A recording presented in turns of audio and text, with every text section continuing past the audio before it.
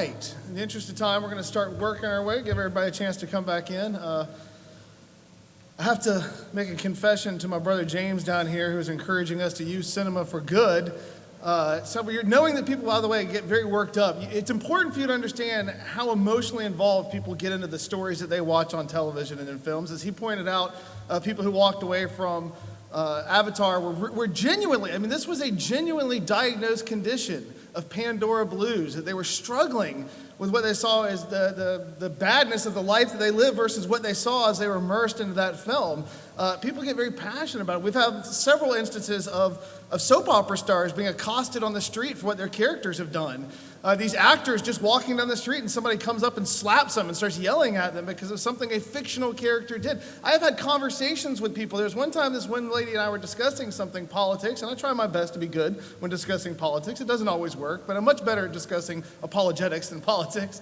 And this woman starts yelling at me, and she said, "It was like the president said." And she starts yelling at me about all these profound things the president said. And when she got done, I looked at her and I said, "President Clinton never said any of those things. Andrew Shepard, the president from The American President, that movie, he said all of that." But they get confused about reality, and they can't make a distinction between those two oftentimes. And it's important for us to recognize the power that culture has over forming people's ideas. As I said, I feel bad because when the new Star Trek movie was coming out, I remember there was a guy online that they showed the preview, and all of these Trekkies were just getting insane because Captain Kirk was shown on the Enterprise. And I remember this guy in a comment section with all caps saying, "Captain Kirk was never on the Enterprise prior to being a captain. This is ridiculous." To which I responded to him, not in the gracious way I should have. Captain Kirk was never on the Enterprise at all because he never existed. He's a fictional character, can be placed anywhere. If you want to be equipped to make Trekkies angry, that's how you do it. Because I just got an onslaught of hate mail from people all over the place after that, in which I had endless fun sending them back replies saying, "Captain Kirk is now standing next to me and he says you're all wrong," which made them even angrier. But we got to find a more gracious way, I guess, to engage with people. But recently, just this last week, if you watch Frontline, and this is available online, there was a show on Frontline this week, was The Secret State of North Korea. And if you want to know how powerful culture is in changing the world, how it impacts us, watch that show, because what they'll tell you is that North Korea, right now in the whole world, is the country that has done the most that it can to block out any influence from the rest of the world. It's a bizarre country, a regime that embodies evil, and it's difficult to believe that it actually exists. But one of the things that they say on that show is that people are undermining the North Korean regime by sneaking in DVDs and videos of entertainment from other countries. And just the very fact that the North Koreans can see these things, by the way, watching these videos can get them executed. The secret police are going door to door looking for them to try to find them. This is fully 1/3 of the people of North Korea are constantly informing on their neighbors to the government. But it's so powerful, so impacting, that the ruling regime there will kill you for watching videos and movies from other countries. Why? Because it tells the North Koreans that the way that they're living is not normal, and that the rest of the world is not enduring what they're enduring.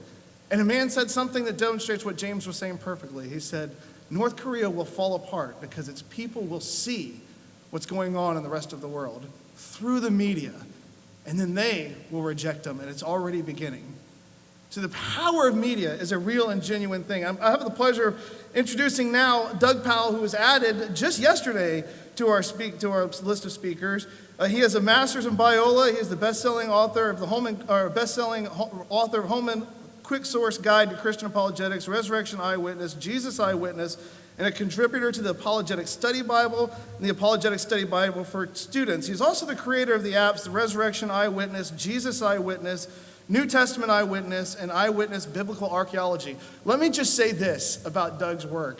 I have all of those on my iPad, and he does such a fantastic job of taking the arguments that we're hearing about today, some very serious scholarly material, and putting it in a presentation format in an app that is so great that I use it with my kids. My young children and I sit back, and it's beautiful, it's artistic, it's something that I love to share. And so I'm excited, the fact that you get to hear from Doug today and that he was added to our list of speakers. So please join me in welcoming Doug Powell.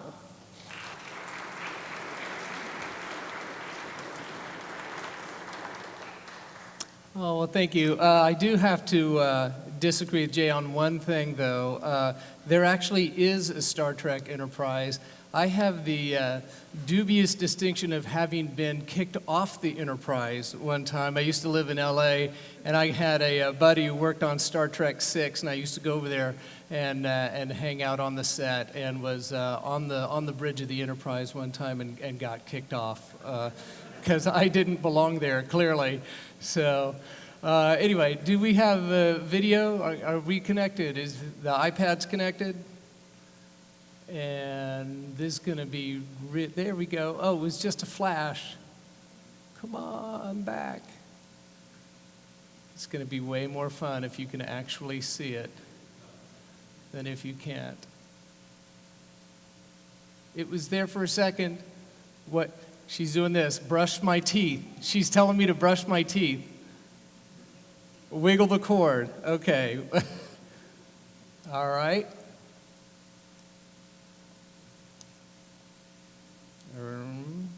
Hey, there was something. Are we okay? Now I'm not going to touch it.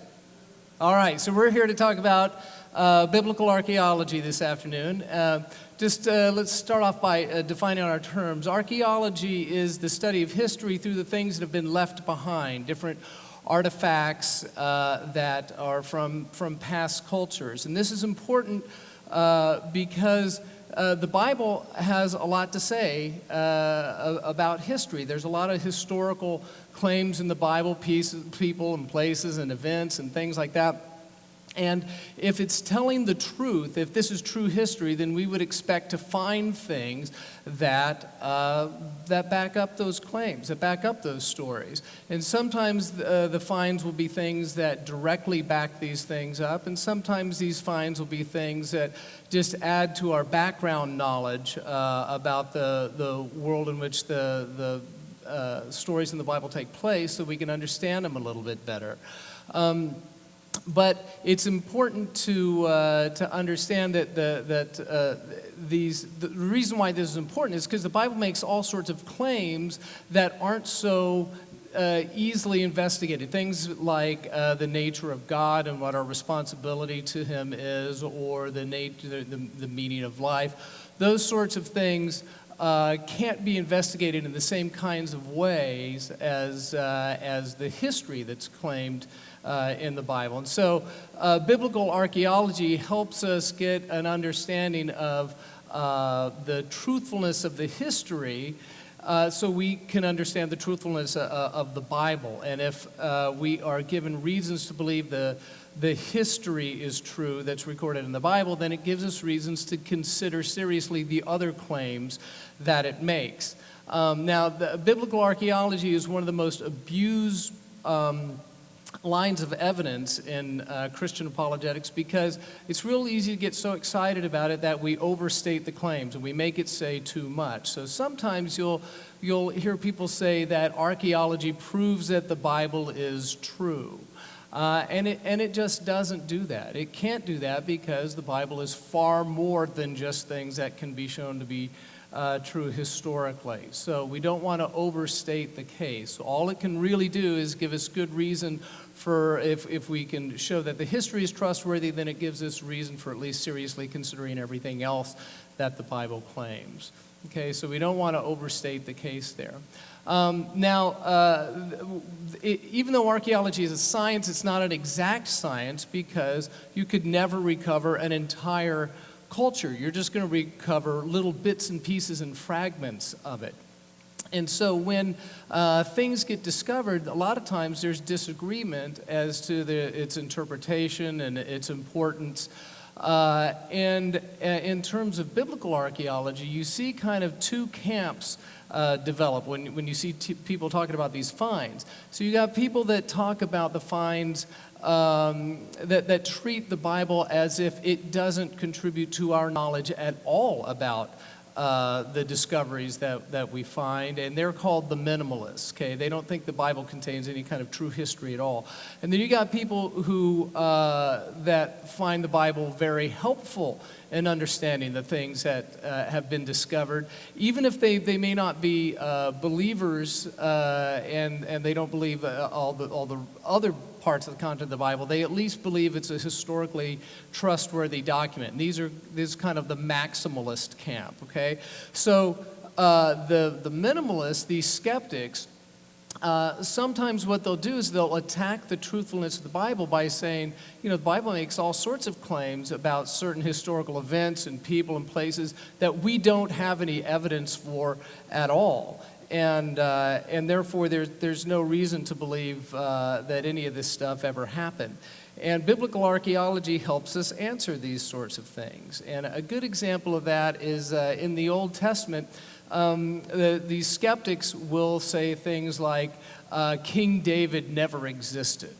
Okay, he's just a mythological figure, or at best, he was just a small-time tribal lord, and he's blown way out of proportion in Scripture. Okay, well, biblical archaeology helps answer those sorts of claims. And there's a couple of important finds that actually address David in particular. One is called the Mesha stele. And a lot of these stories behind the finds they're just great stories. They make great movies, very Indiana Jonesy kind of things. And this particular find is one of them. This stele, or the Moabite stone, was found in the it's from the 9th century BC, and it was discovered in 1868. And the story is great. It was discovered on the east side of the Dead Sea over in Jordan. And what happened was there was this German medical missionary who was stationed in Jerusalem, and he was out working with some Bedouin shepherds, and they were over on the eastern side of the Dead Sea, and he gained their trust, and they said, "Oh, you want to see something really cool?" And they took him over to these ruins, and they showed him this stele. And he couldn't read it. He figured it was really important and that it belonged in a museum, in particular a German museum. So he negotiated a price with them, and then he went back to Jerusalem to try to raise the money. And while he was in Jerusalem, a couple of archaeologists found out about this thing. They heard about it. One was a British guy named Charles Warren. And Charles Warren was kind of too polite to muscle in on somebody else's discovery. And another guy was named Charles Clermont-Ganneau, who was a French guy, and it was just like Indiana Jones. He was going to try to cut this other guy off at the pass. So he sent an assistant of his to the stele to make a squeeze of it. And what a squeeze is where you take a piece of paper and you get it wet and you put it on the inscription and you rub the wet paper into the grooves and let it dry. And then when you pull it off, you've got a copy of the inscription. And so the assistant was doing that, but the Bedouins kept getting more and more agitated as this thing was drying. And finally, they started getting kind of upset and a little bit violent. And he feared for his safety. He thought they were going to hurt him or even kill him. So he pulled the squeeze off the stele before it was dry, and it ripped into pieces, and he ran for his life. And then the Bedouins, they heard that the Ottoman Empire, the Ottomans ruled that part of the world at the time, that the Ottomans were going to make some money off the sale of this thing, and the Bedouins hated the Ottomans so much, they decided that instead of making money off this thing, they would just destroy it in order to spite the Ottomans. And so they built a big fire underneath the stele, and then they heated it up really hot, and then they poured cold water on it and shattered it into a bunch of pieces, and they divided all the pieces up among the members of the tribe in order so they'd have these good luck talismans. So over the course of the next 10 years, Charles Warren and Charles Clermont-Ganneau collected about 2/3 of these pieces, and they got it mostly back together. And then Clermont-Ganneau used the fragments of the squeeze that survived in order to recreate the rest of it, and that's what you see here. But the translation of the inscription, it wasn't finally published until 1994. And when it was published, it contained the phrase, House of David. But one of the characters in that phrase, one of the letters, is damaged enough to where people who don't want it to say House of David say, well, it may or it may not. Okay, but it probably does say House of David. And just as a little kind of strange bit of trivia for you, Charles Warren then went back to England and for a time headed up the Jack the Ripper investigation. So little strange trivia there. But even if this didn't say House of David, a couple months before the translation was published, in 94, this was discovered in 1993 in a place called Tel Dan in Israel. And it was discovered, it's also a stele, it's a fragment of one, and it had been broken apart and repurposed in a gate, a city gate.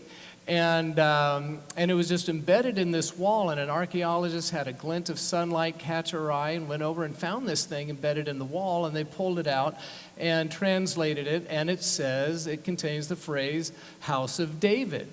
Okay, so this shows that not only was David a real historical figure, that he was a king that kings descended from, and that he was an important enough figure that if you defeated him in battle, then you bragged about it on a monument. Okay, so that put to rest that David is not a myth. He's got extra biblical evidence. We see evidence for David from outside of Scripture. In terms of the New Testament, there have been things like that as well. Skeptics have really gone after Luke in particular, because Luke writes with such specificity. He seems to be trying to really record history accurately, and he's using what he sounds like proper terminology and titles for rulers and things like that. But a lot of the things that he mentioned don't have any corroboration outside of Scripture. And so skeptics used to look at Luke and say, he's not even getting the titles of the rulers right, and we don't have any evidence for a lot of these things, so you can't trust Luke. And this started to change in the 1870s. Because things started being discovered like this. Between 1877 and 1887, there were 3 different stones, inscriptions from the 1st century AD that contained the name Sergius Paulus. And then they found another one in 1912, so there's 4 of them. And 2 of them were found on Cyprus. And Luke in Acts 13:7 says that Sergius Paulus was the proconsul of Cyprus. And so we've got a little evidence for his existence. One of the things that skeptics used to really go after is the fact that in Acts 16:20, Luke calls the rulers of Thessalonica, he calls them polytarchs. And then they pointed out, we don't have any record of anybody being called polytarchs in Thessalonica. He's just gotten the office wrong. So, it shows you can't be trusted. But this thing was found in 1876 in Thessalonica, and it's from the 2nd century AD. And since its discovery, they have found a total of 32 inscriptions that mention Polytarch, and 19 of them have been found in Thessalonica. Another one is the Gallio inscription. This was in Acts 18:12. Luke says that Gallio was the proconsul of Achaia, and in 1905 this inscription was found that mentions Gallio and his title, and it even gives us dates, about a 9 to 18 month date range there that helps us anchor Paul's timeline since he appeared before Gallio. And then in Acts 19, Luke mentions Erastus, who's also mentioned in Romans 16:23 and 2 Timothy 4:20. And both Luke and Paul say that Erastus was in Corinth, and this is a paving stone that was found in Corinth in 1929, is from the 1st century, and it mentions Erastus in there. And he was a local ruler, so he'd be the kind of guy who might get his name on a paving stone. And so you can see how biblical archaeology has at least vindicated or backed up a lot of the many of the claims and people and events and offices that you see mentioned in the Scripture. Another thing, one of the most important things that archaeology has helped us do is understand how accurately the Bible was handed down. And there's whole talks, whole classes devoted to this, so we're just going to touch on some of the more important ones. So I'll show you some of the most important copies of Old Testament, New Testament that we have. The way archaeology plays into this is that it's through archaeology that we discover all the copies and fragments that we have of the Old Testament and the New Testament. And it's through archaeology that we end up having over 5,800 copies or fragments of the New Testament, which is far more than any other ancient book. And the time span between the oldest copy and when the original was written is shorter by far than any other ancient book as well. In the case of the New Testament, it's between 25 and 50 years between when the writing was complete and when the oldest fragment that we have was made. And you compare that to the next most attested ancient writing is Homer. And there we have just over 1,700 copies of Homer, and the oldest one is 500 years after Homer wrote. Then you have Demosthenes. We have about 340 copies of Demosthenes, and the oldest one is about 1,200 years after he wrote. And then we have several copies of ancient books from around that we have about 200 copies of, like Plato, and the oldest copy of Plato that we have is 1,300 years after Plato wrote. And even though with the New Testament no two copies are exactly the same, the things that they differ on are things like they're just misspelled words, or words get transposed. So it's pretty easy to spot the differences here and recognize what the original text was in most of the cases, especially because we have such a huge wealth of information. And then when you add the earliest translations into the pile of evidence, then you end up with about 20,000 pieces of evidence to work with. And as a result, scholars have a high degree of certainty that we have the original text in the New Testament for about 99.5% of it. The 0.5% where there's uncertainty is about 40 lines or 40 verses or 400 words, and none of them contain any essential Christian doctrine. And they're things like the end of Mark, which a lot of scholars don't believe is original. So that's a big chunk of that right there. The oldest copy of the New Testament that everybody agrees on right now is this thing, which we call P52. It was found in 1920, and it's dated from 125 AD. It's a fragment of John. It's written on both sides. It's about 2.5 inches by 3.5 inches. And if John was written in the late 90s, then you're looking at about 25, 30 year span of time there. And if he wrote just prior to 70 AD, then you're looking at 50, 60 years at the most. Now, there actually is, there are a couple discoveries actually that have not been published and cataloged yet that you're going to hear about in the next year or two that are very important, that are both copies of Mark, I believe, and they're from the 1st century. But they're in the process right now. The scholars are kind of vetting it and publishing it and cataloging it, and there's got to be peer reviews and all kind of that academic process that these things go through. So because those are in process, it's not included. This is the oldest one that's been all the way through that rigorous process right now. But next couple years, you're going to hear some kind of exciting news about 1st century discoveries of manuscripts. The oldest complete New Testament comes from about 350, and it was discovered in 1844. It's called Codex Sinaiticus because it was found at the foot of Mount Sinai in St. Catherine's Monastery there. And there's kind of a maybe true story about the guy who discovered it, a guy named Tischendorf, who was in the library there doing his work, and they had in the library these baskets of just old manuscripts and books that they were going to throw out. And so every once in a while a monk would come in and grab a basket and go throw it in the fire.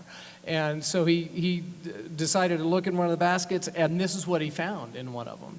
And so he took it back to Europe, and he was celebrated as this great hero rescuing the oldest complete copy of the New Testament. The monks in that monastery completely reject that story and say that he just shoved it in his clothes and walked out and totally stole it. So we have no idea what the real story is, but that's the oldest one. And then the oldest quote that we have from the New Testament that's not part of a Bible is actually on the side of the traditional tomb of Absalom. And it's dated to the 4th century AD, and it was only discovered about 10 years ago. And up on the right side of that thing is right along kind of the inset of a cliff, and there's a tree that obscures it. And so it's really hard to see. You got to really be looking for it, and the light has to hit it at the right time of day, and it ends up being a quote from Luke 2:25, if you look really closely in there. The oldest quote from the Old Testament, outside of a copy of Scripture, it's really old. It's from the 7th century BC. Okay, that's before all the Old Testament books were even written. It's that old. And it was discovered in Jerusalem in 1979. It's a silver bracelet. So it's called the Hinnom amulet. And it contains a quote from Numbers 6:24 through 26. And the oldest complete Old Testament was found in a synagogue in Aleppo, Syria, and it's from 930 AD. Now that's about 1,500 years after the last book in the Old Testament was written. So there's a big space here, which sounds a little bit scary that there's a 1,500-year gap here between the oldest complete Old Testament and when the Old Testament was completed. But there's such strong evidence for the accuracy in which the Jewish scribes would copy manuscripts. There's all sorts of safeguards that they put in place to make sure they got things right, that generally we've trusted that it got handed down accurately. But for years there was just no way to test that, no way to gauge that, until the discovery of the Dead Sea Scrolls in the late 40s and early 50s. And the story of the Dead Sea Scrolls is really kind of fascinating. It's the most important discovery of the 20th century and one of the most important archaeological discoveries of all time. But for something that is so important, it's kind of funny that the details are a little bit squishy.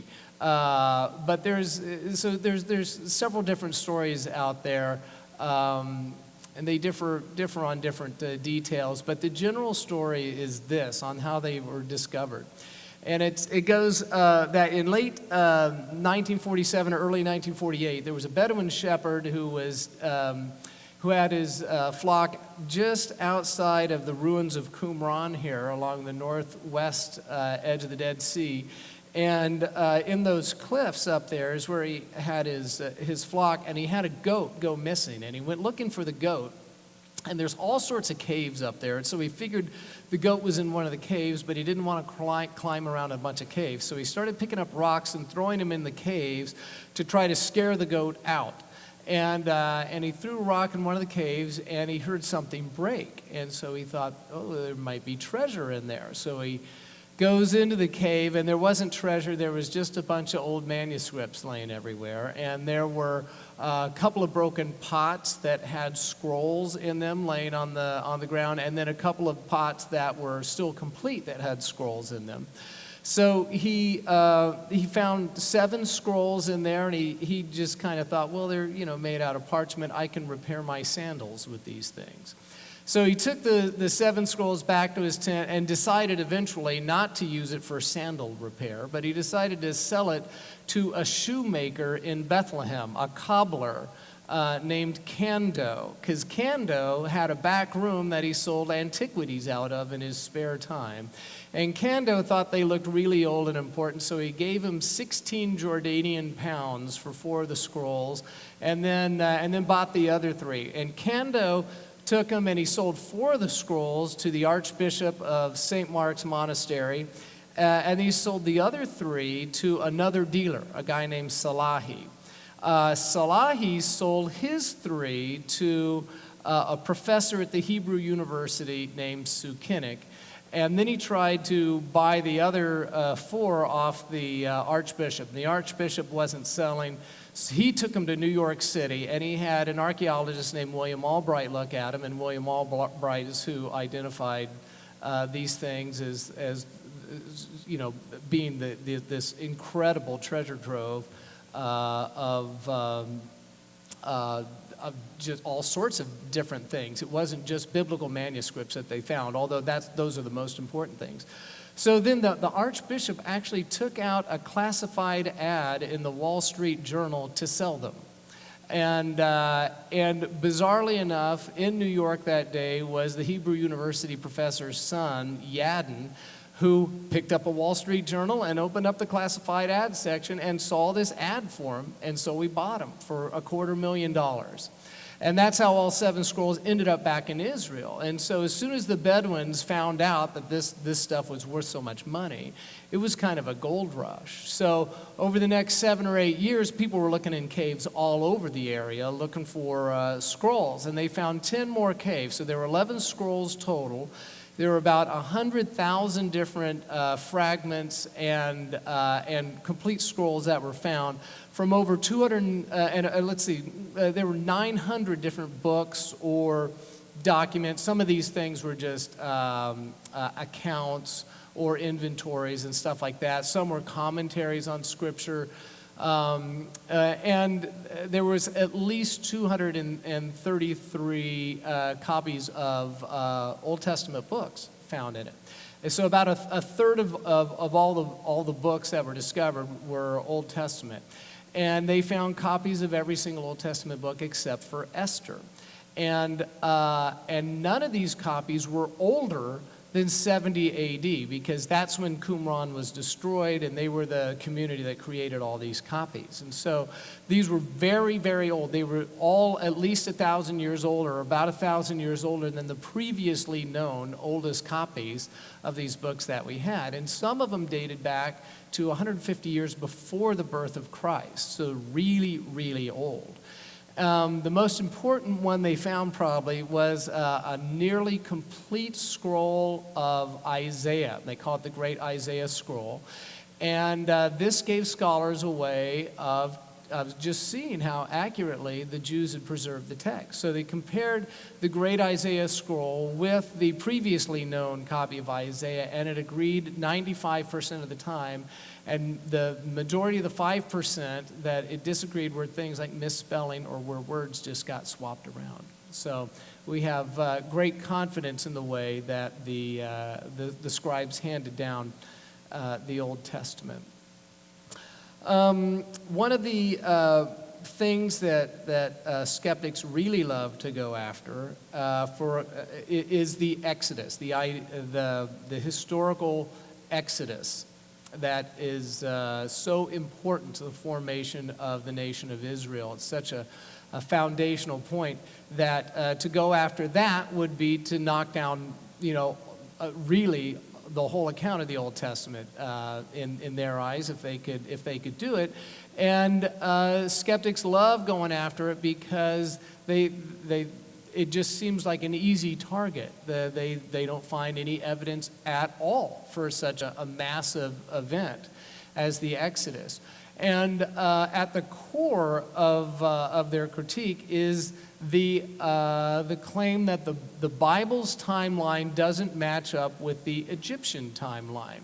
See, it's when you have a dominant culture like Egypt, then the minor cultures around it, when they have their own timelines, the best way to understand them is how they anchor themselves to the major culture's timeline. So once you get an understanding of the major culture's timeline, then you can understand the minor culture's timeline. And so that's how this works, is that once you understand the Egyptian chronology, you see that it conflicts with the biblical chronology, that this is the core of the skeptics' claim. The way that the Egyptian chronology is derived is through 3 or 4 different ancient historians. In particular, there's one important guy from the 3rd century BC, an Egyptian historian named Manetho. And what Manetho did is he listed every single pharaoh in order as best he could. There's a couple places we're not quite sure what the order of the pharaohs is, but he listed all of them, and he listed their reigns, so we know how long they reigned, and he broke them into family dynasties. So you got 30 different family lines of kings that are succeeding each other. And and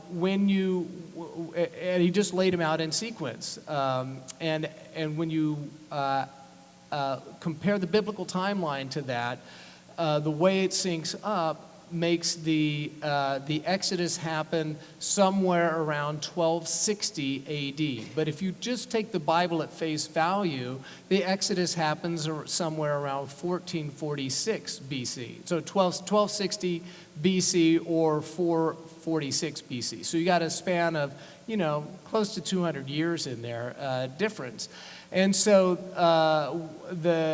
if you accept the standard Egyptian chronology, then you're looking for evidence of the Exodus around the 1260 mark, and there's just not much. There are a couple of different ways of reconciling the differences here. One is to try to reinterpret the biblical data so that it ends up coming up as where the Exodus happens at 1260. But to do that seems to do so much damage to the text that you end up kind of killing the very thing you're trying to save in the first place. And so most scholars reject that. Instead, what's happened is that there are a growing number of scholars who recognize that Manetho has a fatal flaw in the way that he lists the pharaohs. And the fatal flaw is that not all the kings are just back to back to back to back. Sometimes you have reigns that overlap each other. And so sometimes that means you've got a father who is co-reigning with his son before the father dies, just to give him some experience. So you have a co-regency. And sometimes you just have a split kingdom where you got like a king in the north and a king in the south reigning at the same time. And when you account for these overlaps, it's fascinating. It actually syncs up to the biblical account. The Exodus comes out happening around 1446. And it's important to note that this isn't like biblical scholars trying to find a way to make the Egyptian chronology work. This is something that people who are not biblical archaeologists are advocating as well. And when you have use this revised Egyptian chronology, it actually makes sense of a lot of the things that you see both in the evidence in the Bible and also in Egypt. One of the things that it makes sense of is, remember about 25 years ago, there was a traveling exhibit here on Ramses II. And it was his mummy and all the stuff that they found in his tomb, and it was marketed as he was the pharaoh of the Exodus. Now, if you use the standard Egyptian chronology, that's who the pharaoh probably is, although there's a couple other candidates too. One of the problems with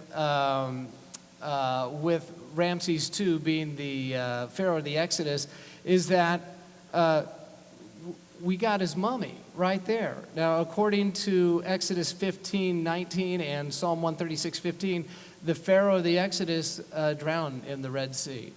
So you wouldn't have his mummy, whoever it is. It wouldn't be whoever you have the mummy of. Another thing, it kind of makes sense of Moses' experience. I always wondered why, when Moses goes before Pharaoh, Pharaoh doesn't seem to recognize Moses. Remember, Moses gets adopted into Pharaoh's house because Pharaoh has no heir. So Moses is being raised as the heir to Pharaoh. He's going to be the next Pharaoh. That's why he receives that privileged upbringing and the education. And so when he flees to Midian, he leaves Pharaoh without an heir. And that means that this is the end of a dynasty. And when he comes back 40 years later, this is a new dynasty, and you're probably a couple pharaohs into this new dynasty. And that might help explain why nobody seems to recognize Moses. Okay, that syncs up with the revised chronology that that 1446 Exodus be somewhere around the change in the dynasty. Another thing it makes sense of is Jericho. Jericho is something that a lot of skeptics have pointed to because it appears to, when it was excavated, it was shown that it was destroyed in 1406 BC. And using the standard chronology, the Exodus would have placed the destruction of Jericho about 1220 BC. So if it was actually destroyed in 1446 BC, then the biblical account cannot be true. That they were just mythologizing some history or fictionalizing this account of the destruction of Jericho to create this myth that we read in the Old Testament. But if you use the revised chronology, then if the Exodus is in 1446 and 40 years later they enter the Promised Land and the first thing they capture is Jericho, which is in 1406 BC, then that makes sense of that. So the revised chronology settles the Jericho claim.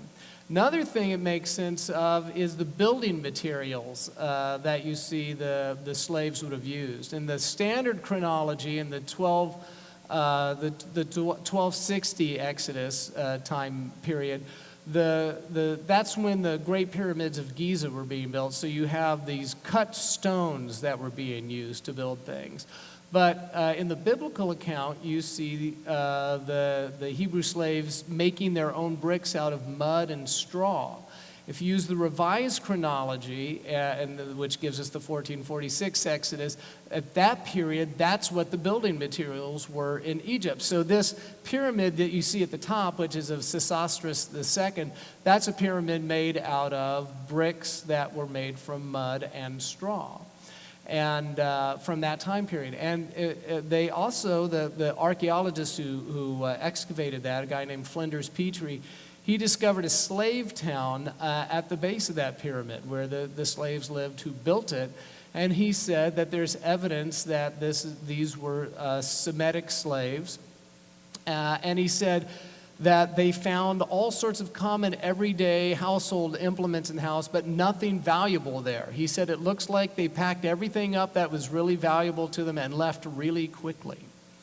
And he says that under the floorboards they found boxes that had the bones of infants in them, which might corroborate the story of infanticide around the time of Moses. So there's just kind of some interesting things that fall in place there when you look at the Exodus. And last one, this is really cool.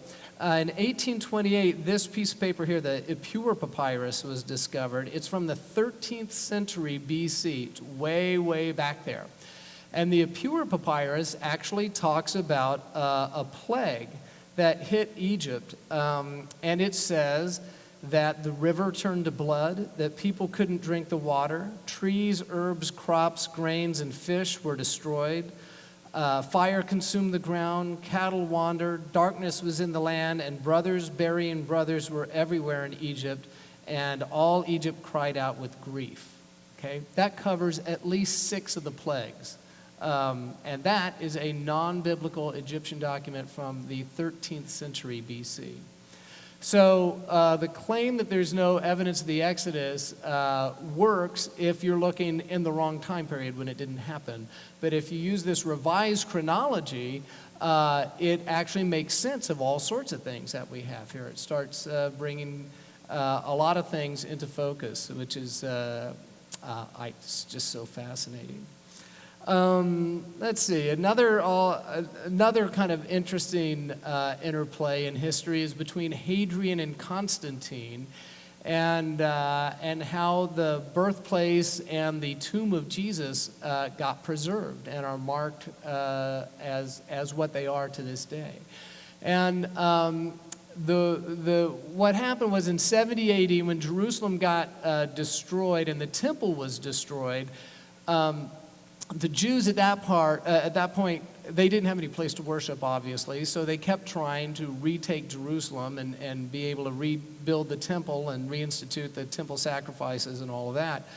And so there were several other revolts after 70 AD, and by around 135, there was one final revolt, and the Emperor Hadrian put down this Jewish revolt, and he was so tired of it that he kicked the Jews out of Jerusalem permanently at that time, and he decided he was just going to try to erase whatever they were trying to reclaim. And so he changed the name of the country from Judea to Palestine, and he changed the name of Jerusalem to Alia Capitolina. And he built on the spot of the Holy of Holies, he built a temple to Jupiter on that spot, which then got converted to a mosque when the Muslims took over, which was converted to a church when the Crusaders took over, which got converted to a mosque when the Muslims took over again. And so that's what you see up there today. That's why that spot is marked the way it is. But Hadrian did not kick out the Christians from Jerusalem, but as a Jewish sect, he decided to erase the spots that they marked as Jesus' tomb and where Jesus was born.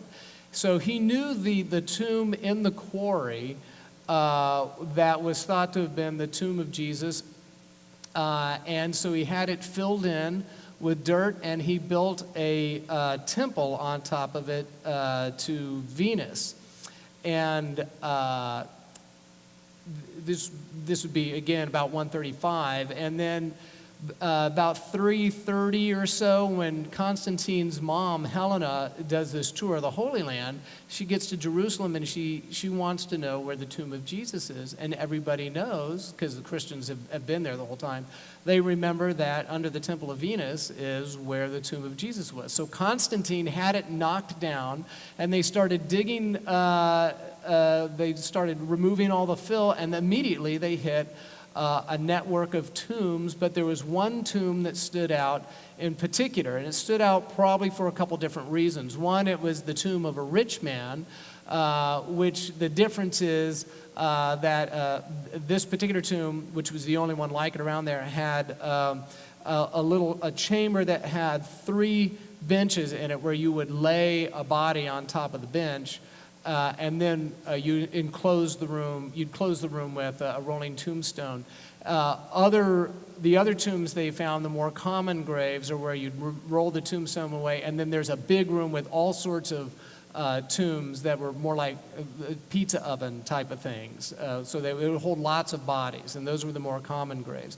And this one, so the tomb that held the fewer bodies, the tomb that would be the tomb of the rich man, also probably it was marked in some way. That probably means that there was some sort of graffiti on it from pilgrims who had visited the tomb. And that was a pretty common thing to do. If you were going to visit a place that you esteemed, you would leave your mark on there. And so Constantine had a portico built around it, so it was covered, although it was not enclosed, and he built a chapel there. And then when the Crusaders came to town about 700 years later, they enclosed the whole thing, and that's where we get the Church of the Holy Sepulchre. And that's what's in the bottom left-hand corner. That's what it looks like today, because so much of it has been knocked down and rebuilt so many times, it's hardly anything original is left. That's what the bench inside of that chamber looks like now. And you can see that the Crusaders had an entirely different philosophy of historic preservation than we do. They didn't think, let's try to preserve it the way it actually looked. They decided to try to represent, the splendor of the event there by disguising the commonness of it and putting, marble and stuff all over it.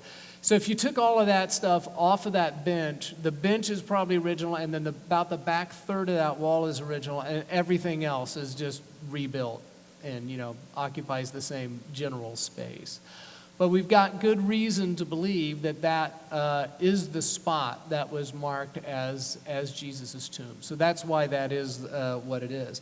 Now, the same thing happened to Jesus' birthplace. There was a particular cave in Bethlehem that was marked as where Jesus was born. You can even read in the Church Fathers how they talked about this particular cave that was remembered as where Jesus was born. And so Hadrian had the cave filled in, and he had this grove of trees planted on top of it, and he dedicated it to Adonis.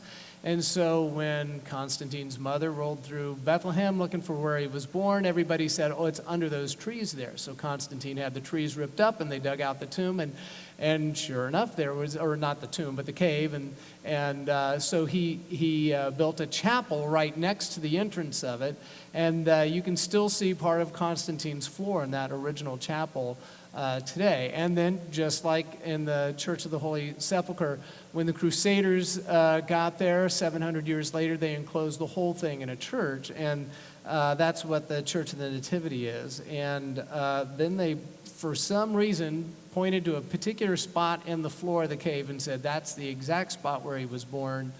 And so they duded it up, and that's kind of what it looked like. Okay? Okay, I think I got time for just one more thing to tell you about, which I thought was fascinating. And that is this house that was discovered in Capernaum in 1968. Capernaum wasn't excavated until 1968. And it's a real small place on the Sea of Galilee, and it's where Peter is from. And it is also where Jesus' headquarters was after he left Nazareth. And when they excavated it, they discovered that there was one house that kind of stood out from all the others. It was built sometime between the 2nd century BC and the 1st century AD, and it had been expanded in the 4th century and then expanded again in the 5th century. And because it was being used as a house church up until about the 7th or 8th century AD. And they discovered that on the walls of this were little inscriptions that talked about Peter. A lot of inscriptions about Peter, and then how Jesus was God. And so a lot of people have concluded that this is actually Peter's house that was converted into a house church. And this is what it kind of looked like when it was discovered, or after it was excavated. And since then, there's been a church built directly on top of it, but it's elevated by about 10 feet, and it's got a glass bottom inside the church, so you can look right down into this thing. So anyway, so you can see that there's all sorts of really fun and exciting things in biblical archaeology, and why it would be easy to get so excited about it that you overstate the case here about how there is just so many things that show that the Bible is historically true. And you just don't want to overstate the case and say that archaeology proves the Bible is true, because again, it can't do that. The Bible makes all sorts of claims that can't be investigated through archaeology. But it does give you a reason for trusting the history and therefore considering the other kinds of claims that it makes. And the other kind of fun thing about biblical archaeology is there is a ton of finds. They're fascinating to look through, and anytime you hear a talk or read a book on it, people are kind of showing you their favorites. There's far more than what you see here. You know, this is an app on the App Store, and I'm just touching on a very just a few of the things that are in there. So if you want to, want this presentation, want to find the other stuff that I've got included there, you can go find it. And even then, it's a very incomplete list of the discoveries, and there's more all the time. So anyway, the main takeaway here is that it is an important piece of the puzzle, but do not overstate it as saying that archaeology proves that the Bible is true. Okay, that would be taking it a little bit too far, and it's a compelling enough case without overstating the claim. So, thank you.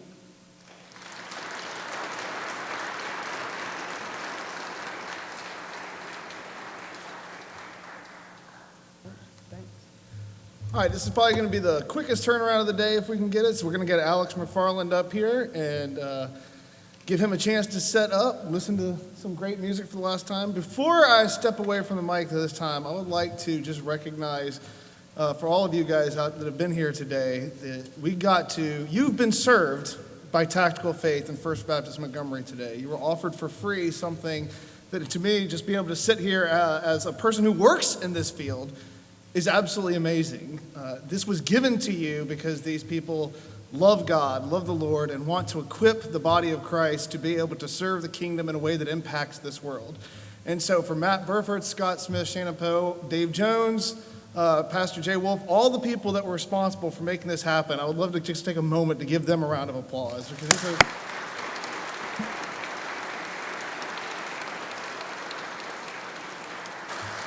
I'll step aside here, we'll let Alex get set up, and then we will get